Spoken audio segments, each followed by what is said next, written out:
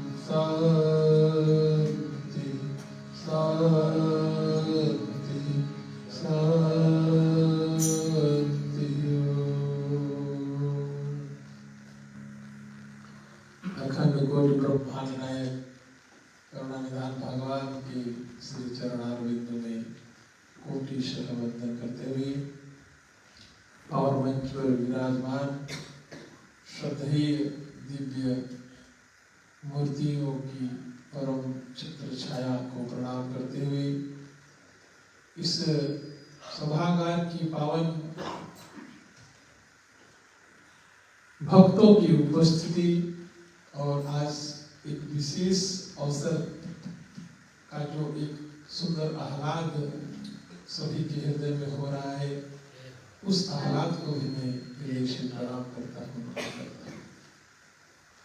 और आप सभी को खफेर इसी देर भी बोलता हूँ। Madame van alles,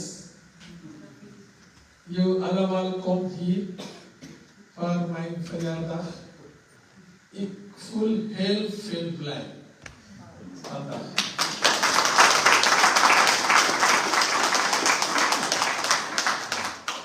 हम सभी आज सही में जन्म न होता तो आप सबके सामने नहीं होते, इसलिए आज तो प्रातः काल से ही सद्गुरुदेव भगवान को प्रणाम कर रहे हैं, अपने इष्ट देव भगवान मारुति नंदन को प्रणाम कर रहे हैं।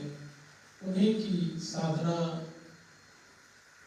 तपस्या में मैं अपने आप को लीन मान करके उनके साथ जुड़ करके मैं समझता हूँ कि मेरे जीवन का जो सर्वोपरि लक्ष्य वही है कि जब तक जितने श्वास मैं लूं, उस श्वास में, प्रत्येक श्वास में अपने भगवान का चिंतन करता रहूं और प्रत्येक श्वास के साथ भगवान के जीवन का जो आदर्श है हनुमान जी का, राम काज कीन्हे बिनु मोहि कहाँ विश्राम। वो अपने प्रभु के लिए कार्य पूरे जीवन किया, विश्राम नहीं किया। तो मुझे लगता है कि मेरे अगर वो आराध्य हैं तो मेरा जीवन भी ऐसा ही होना चाहिए कि मुझे भी जीवन में विश्राम नहीं करना। और सनातन धर्म की जो विचारधारा प्रातः स्मरणीय परम पूज्य सद्गुरुदेव भगवान ने दी है, जो भी कुछ शिष्य के रूप में मुझे प्राप्त करने का अवसर प्राप्त हुआ, उसको मैं आप लोगों के साथ समय समय पर बांटता रहता हूँ। और आज आप लोगों के लिए नहीं, प्रातः काल से जब लोगों का मैं मैसेज देखता हूँ, सोशल मीडिया पे देखता हूँ और ऐसे लोगों की भावनाओं को देखता हूँ, तो मुझे खुशी तो होती है, लेकिन मुझे खुशी से ज्यादा प्रेरणा प्राप्त होती है आप लोगों के विचारों से। और उसको मैं अपने जीवन का आधार बनाता हूँ कि यदि आप लोगों का जीवन मेरे साथ जुड़ा हुआ है तो वो ऋषि परंपरा के साथ, एक ब्रह्म विद्या के साथ, ब्रह्मर्षियों की परंपरा के साथ जुड़ा हुआ है। और मेरा कर्तव्य बनता है कि उस परंपरा का पूर्ण रूपेण निर्वहन करते हुए आप लोगों को उस ब्रह्म विद्या को प्राप्त करने का मार्ग प्रशस्त करूं, जिसको वैदिक काल से समय समय पर हमारे ब्रह्मर्षियों ने, हमारे ऋषियों ने, हमारे संतों ने, महापुरुषों ने समाज को दिखाया, समाज को बताया और समाज को उस पर चलने की प्रेरणा दी। कल की कथा पूरी करूंगा। कल आप लोग सुन रहे थे, बड़ा सुंदर प्रसंग चल रहा था। आज 10 मिनट लूंगा, ज्यादा नहीं, 10 मिनट एक्स्ट्रा फॉर माय फरियाद। Okay, thank you. कल आप सुन रहे थे, बड़ी सुंदर कथा का भाव चल रहा था कि किस प्रकार से हनुमान जी महाराज जहां पर होते हैं और या जो व्यक्ति हनुमान जी की आराधना करता है या जो भी भक्त हनुमान जी का भक्त है, उसके ऊपर ग्रहों का कोई प्रभाव नहीं पड़ता। ये बात कान खोल करके अपने अंदर डाल लो। कल मैं कहानी सुना रहा था कि शनिदेव हनुमान जी के पास आए, बोलिया बिस्तर लेकर के, और कहा मैं 7.5 साल आपके पास रहूंगा। हनुमान जी ने कहा ठीक है, रहिए। बड़े प्रसन्नता से अपने पूंछ पर बैठा लिया। यहां तक आप लोग सुन रहे थे। अब पूंछ पर बैठाने के बाद क्या शुरू हो रहा है? प्रातः काल हनुमान जी वहां राम कथा हो रही है, वहां जा रहे हैं। थोड़ी देर बाद, 1 मिनट बाद कहीं रामचरितमानस का पाठ हो रहा है, वहां जा रहे हैं। जितने भी राम भक्त हैं उनके पास जा रहे हैं। कहीं पे पाताल लोक में, थोड़ी देर बाद किसी और लोक में चले गए। वायु के समान उड़ते हुए पूरे दिन एक जगह पर बैठते नहीं। पूरे दिन की उनकी दिनचर्या यही है कि राम के जितने भक्तों को ऊपर कभी कोई समस्या पड़ी, तुरंत हनुमान जी पहुंच करके समस्या को दूर कर रहे हैं। और कभी पाताल लोक, कभी स्वर्ग लोक, कभी गंधर्व लोक, कभी नाग लोक, कभी गोलोक, पूरे दिन में सभी लोगों का चक्कर मार रहे हैं और शनिदेव पूंछ पर बैठे। 1 मिनट में यहां, दूसरे मिनट में कहीं और। हनुमान जी का तो यही कार्य है, राम के भक्तों की रक्षा करना। और जब सब कुछ करके शाम को हनुमान जी आते हैं तो इतने में हनुमान जी जैसे बैठते हैं तो देखते हैं शनिदेव पूंछ पर से फटाक से गिर जाते हैं नीचे। गिर कर कहते हैं कि अच्छा ऐसा है, अब आज का दिन मैं आपके साथ रह लिया, अब मैं जा रहा हूं, अब मैं आपके साथ रहूंगा नहीं। हनुमान जी मुस्कुराए, कहा क्या हुआ? कहा आज दिन भर मेरी हड्डी पसली टूट गई, 1 मिनट में आप यहाँ जाते हो, 1 मिनट में वहां जाते हो, इतना मेरे से नहीं होगा। समझ रहे हो? इतना कार्य मेरे से नहीं होगा, इतना उछल कूद मेरे से नहीं होगा। पूरा शरीर टूट गया, हड्डियां दर्द कर रही है, मैं तो बस एक ही दिन रह लिया आपके पास, मैं अपना बोरिया बिस्तर लेकर के जा रहा हूं। हनुमान जी कहा कम से कम 1 हफ्ता तो रहिए। आप 7.5 वर्ष के लिए आते हैं। हमारे यहाँ ज्योतिष में लोग कहते हैं सभी की जब दशा चढ़ती है तो 7.5 वर्ष की होती है, 7.5 की। लेकिन जहां हनुमान जी की दशा होती है, मैं कहता हूं, मेरा अनुभव ये है कि जिस भक्त के ऊपर हनुमान जी की दशा लग जाती है, दशा मतलब क्या समझ रहे हो? प्रेम। जिस भक्त के ऊपर हनुमान जी की दया दशा लग जाती है, उसके ऊपर किसी ग्रहों की दशा आती ही नहीं। ऐसे तो हमारे हनुमान जी महाराज हैं।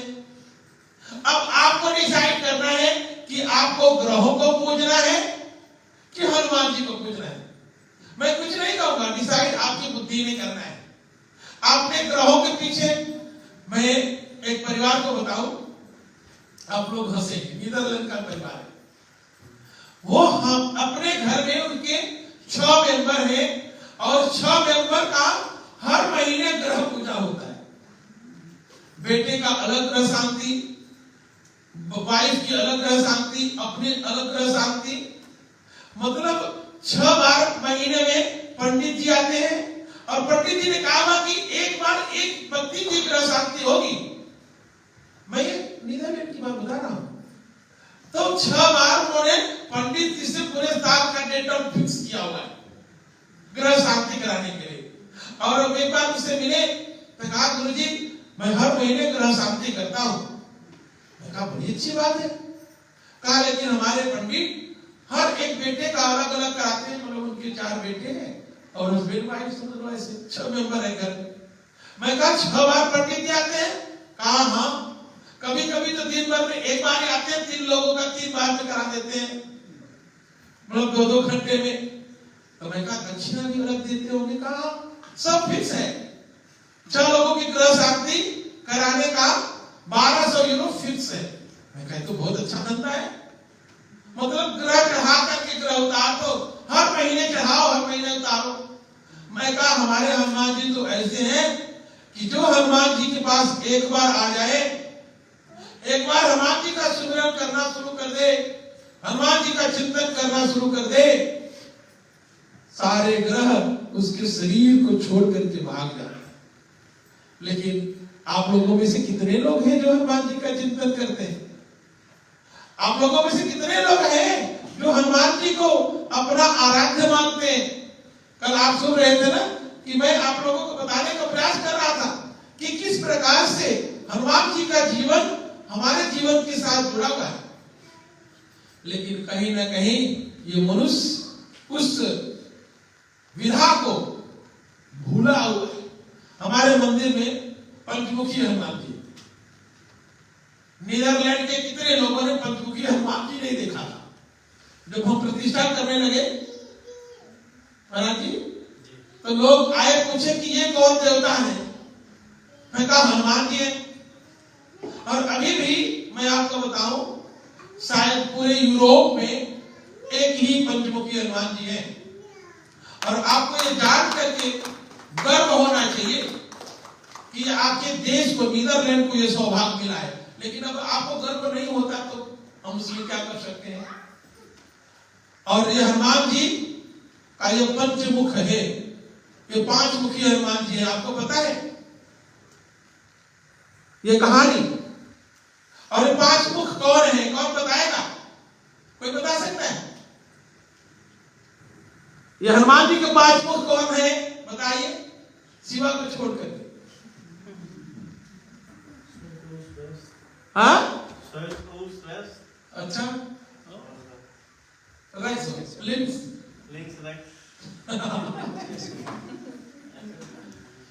अब हम लोग कितने दिन से मंदिर आते हो, लेकिन आपको जिज्ञासा ही नहीं हुई ना जाने की।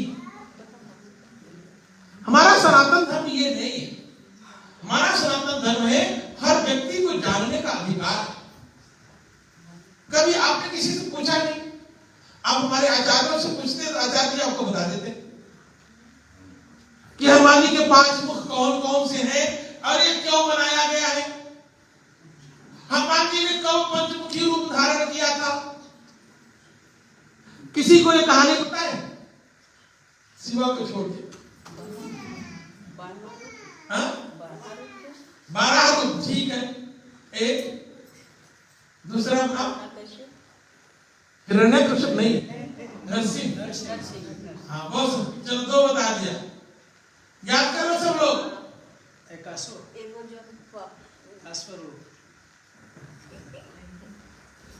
बताओ।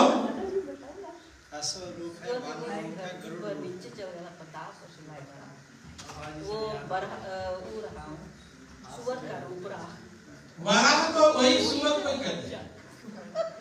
वराह गरुड़, एक गरुड़ रूप भी है तो दिख रही है सामने। तो आप सामने देख कर बताइए ना। एक वानर रूप है, सामने दिख रहे हैं वो तो सामने। बीच वाले तो हनुमान जी हैं, चलो बीच वाले हनुमान जी ऐसा समझ लो। बीच वाले हनुमान जी हो गए, एक गरुड़। बताइए। एक नरसिंह हो गए, एक 12 हो गए, एक गरुड़ हो गए। हाँ, एक गरुड़ हो गए, एक हयग्रीव। ठीक है, याद आ गया? एक जोर से बताओ, रिपीट कीजिए। एन हनुमान जी मिडिल, हनुमान जी बीच में, और उसके बाद नरसिंह, फिर देखो ना, देख के बताओ, मेरे तरफ देख के थोड़ी, हमें हनुमान जी थोड़ी, हनुमान जी उधर है ना, सब मुझे देख रहे हैं, मुझे देख, मेरे 5 मुख थोड़ी है।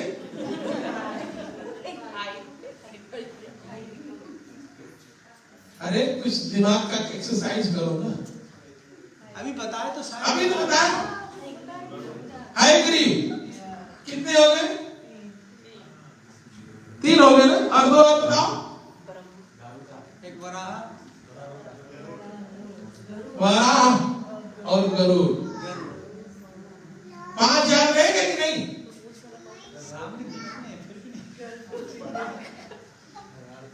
सामने देख के बताओ, आप हनुमान जी को देखो ना सब लोग।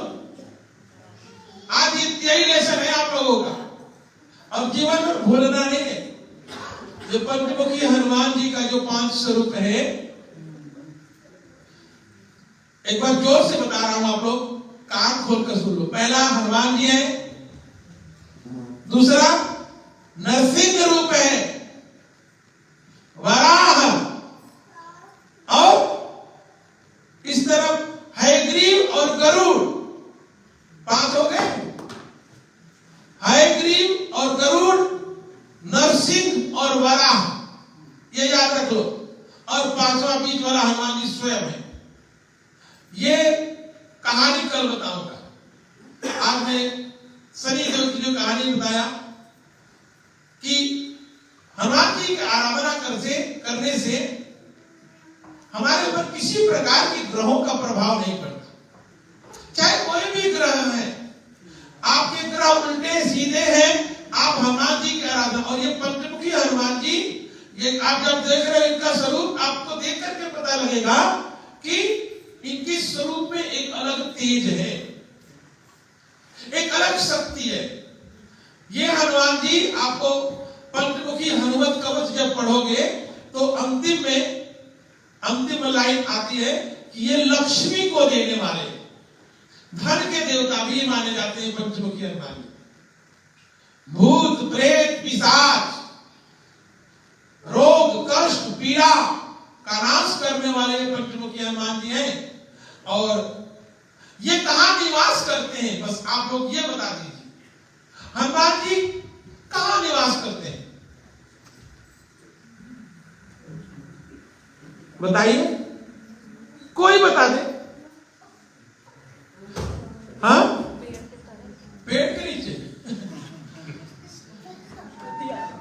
गंधमादन पर्वत है, कल मैंने आपको बताया था, जो कैलाश पर्वत के उत्तर की ओर है। गंधमादन पर्वत, वहां पे हनुमान जी आज भी निवास करते हैं। एक बार कथा आती है कि भीम ब्रह्म कमल लेने के लिए जब कैलाश पर्वत की ओर जा रहे थे तो वहां पे हनुमान जी के साथ भेंट हो गई थी। हनुमान जी लेटे हुए थे और भीम चले जा रहे थे। देखा रास्ते में तो हनुमान जी पहाड़ की तरह लेटे हुए थे और भीम ने देखा तो कहा कि ये कौन लेटा हुआ है। हनुमान जी तो अपने मस्ती में, अपने ध्यान में, भगवान के भजन में, भाव में, अपने समाधि प्रज्ञा की प्रसूत अवस्था में लीन थे। अब भीम को आगे जाना था। भीम ने देखा कोई पहाड़ है, कोई पत्थर है, कोई आदमी लग रहा है और देखा तो हनुमान जी थे। हनुमान जी से कहा, उनको लगा कि मैं तो सबसे ज्यादा बलशाली हूं, 12,000 हाथियों का बल रखने वाले भीम को अपने बल पे बहुत अभिमान था। उनके अंदर इतना अभिमान था कि मेरे से बड़ा बलशाली कोई हो ही नहीं सकता। अब हनुमान जी यहाँ पे भीम के उस बल के अभिमान को तोड़ने के लिए लीला करते हैं।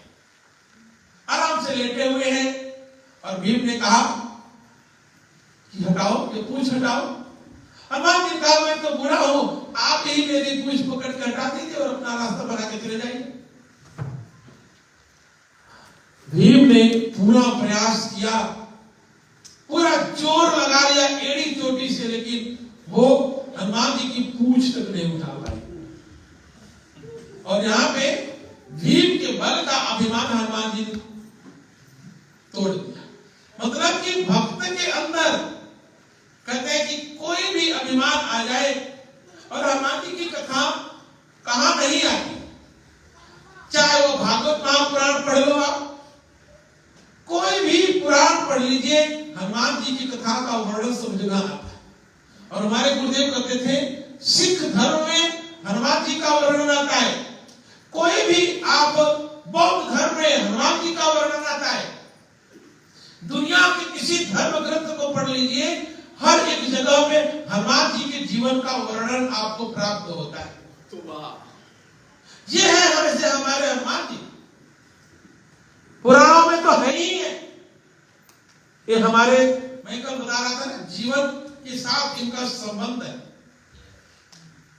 और गंधमादन पर्वत पर हनुमान जी निवास करते हैं और वहीं पे उनका जीवन आज भी, जो भक्त, जो ऋषि मुनि, जो तपस्वी लोग वहां जाते हैं, वहां पे उनका दर्शन भी कर सकते हैं, महसूस भी करते हैं। और कहते हैं कि कुछ ऐसे ब्रह्मर्षियों ने जो अपने ध्यान की प्रसूत प्रज्ञा में जाकर के हिमालय की चोटी में जो ध्यान करते हैं, साधना करते हैं, वो आज भी हनुमान जी का दर्शन करते हैं। ऐसा मैंने अपने गुरुदेव के मुखार बिंदु से सुना।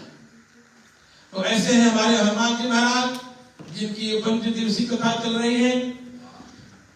आज तो बस मैं उनके चरणों में यही निवेदन करूंगा कि वो अपनी कृपा, अपनी करुणा बरसाने के लिए आपके देश में यहाँ पे विराजमान है पंचमुखी रूप में। आप सभी बहुत सौभाग्यशाली हैं। कल इनके पंचमुखी स्वरूप की कथा मैं और सुनाऊंगा, और इनके जीवन से बहुत सारी जो कथाएं हैं रामचरितमानस से संबंधित, उस पर भी मैं प्रकाश डालूंगा। आज एक बार पुनः दोनों दिव्य मूर्तियों को मैं बहुत साधुवाद देता हूँ, जिन्होंने आज इस पावन अवसर पर उपस्थित होकर के आज मेरे जन्मदिन को एक बहुत विशेष जन्मदिन के रूप में बनाया और आज आप लोगों को अपना आशीर्वचन दिया है। एक बार पुनः परम श्रद्धेय, परम वंदनीय, परम आदरणीय श्री अनंत बोध चेतन जी महाराज को मैं हृदय से साधुवाद देता हूँ। और उन्हीं के साथ मेरे आत्मा भिन्न परम आदरणीय, परम श्रद्धेय आचार्य पंडित शिवाकांत जी महाराज को भी बहुत बहुत साधुवाद देता हूँ, जिन्होंने इस पावन अवसर पर पधार करके आज पूरे दिन अपना समय दे करके आज का दिन मेरे लिए एक उल्लास का दिन, आह्लाद का दिन बनाया। और उसमें आप लोगों की उपस्थिति तो हमारे लिए प्रेरणा स्रोत है, हमारे लिए एक शक्ति है, हमारे लक्ष्य को पूरा करने के लिए बहुत बड़ा सहयोग है। आप सभी के लिए बहुत बहुत शुभकामना, मंगल कामना। और साथ में ही हमारे पंडित शिव धर्म जी हैं, जो आप हमारे मंदिर में पूरी अपनी सहयोग देते हुए, कभी भी कोई नहीं होता तो पंडित जी का प्रवचन रहता ही है। और एक बार जोरदार तालियां हमारे पंडित जी के लिए भी, जो आश्रम से जुड़े हुए हैं और बड़े सनातन धर्म के पुरोधा हैं, बड़े विद्वान हैं, और समय समय पे आप भी उनके भी विचार सुनते हैं। और अभी 3 दिन कथा होगी और मैं पुनः ऐसा प्रयास करूंगा कि पंडित जी का भी आशीर्वचन होगा, वो उनके अपने विचार आप लोगों को सुनने का अवसर मिलेगा। आइए हम लोग खड़े होकर के आरती करेंगे, भगवान की आरती करें और उसके बाद भोजन प्रसाद